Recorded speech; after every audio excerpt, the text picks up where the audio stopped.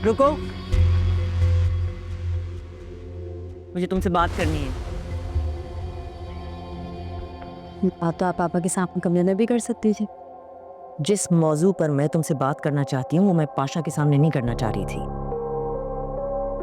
उन्होंने तो तुम्हें अपनी बेटी तस्लीम कर लिया है, लेकिन इसका ये मतलब नहीं है कि तुम इतनी ऊंची उड़ान उड़ो।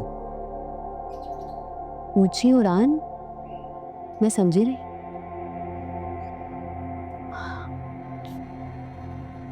पाशा की बेटी की हैसियत से तुम इस घर में आई हो, अब रह भी रही हो यहाँ पर, और पाशा तो तुम्हारा सो कॉल्ड बाप है, इसलिए तुम मुंह उठाकर जब दिल चाहे मेरे कमरे में आ जाती हो। लेकिन मुझे ये बताओ कि सालार से बेतकल्लुफ होने की क्या जरूरत है? आप बेहतर है कि ये सालार से पूछे।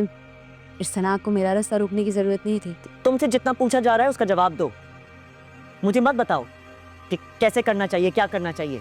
मैं भी आपकी बकवास सुनने की पाबंद नहीं हूँ। प्रॉब्लम क्या है आपकी? मैं जो करती हूँ आपको हर बात से एतराज होता है। सालार काजिन है मेरा, और पापा के बाद मेरा खैर ख्वाह भी। इसलिए तो मुझे एश्योरेंस दे रहा था वो कि मेरी हर मुश्किल घड़ी में मेरे साथ रहेगी। बाज आ जाओ तुम अपनी हरकतों से। तुम जैसी मिडिल क्लास लड़कियां अपने ओछे हथकंडे इस्तेमाल करके लड़कों को कैसे ट्रैप करती हो मैं अच्छी तरह जानती हूँ। बेहतर होगा अगर तुम मेरे मामलात, मेरी फैमिली से और ख़ास तौर पर सालार से तुम दूर रहो, समझी?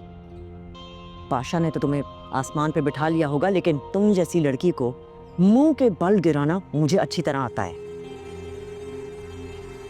मजबूरी में तस्लीम तो कर लिया है आपने मुझे, लेकिन अंदर ही अंदर अभी भी खाइफ है।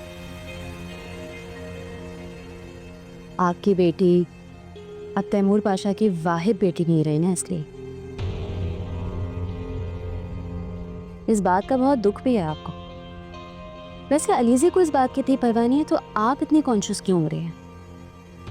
तुम कभी अलीज़े की जगह नहीं ले सकती। तुम में और उसमें बहुत फर्क है। मेरी बेटी का तुम जैसा साजिशी दिमाग नहीं है। तैमूर की बेटी बनकर जायदाद के हिस्सेदार तो बन गई हो तुम, और अब सालार को मोहरा बनाकर बाकी सब पर भी कब्जा करना चाहती है। आप तो बड़ी समझदार निकली। कि अभी ना मुझे जाना है, मैं आपसे बाद में बात करती हूँ। बाय।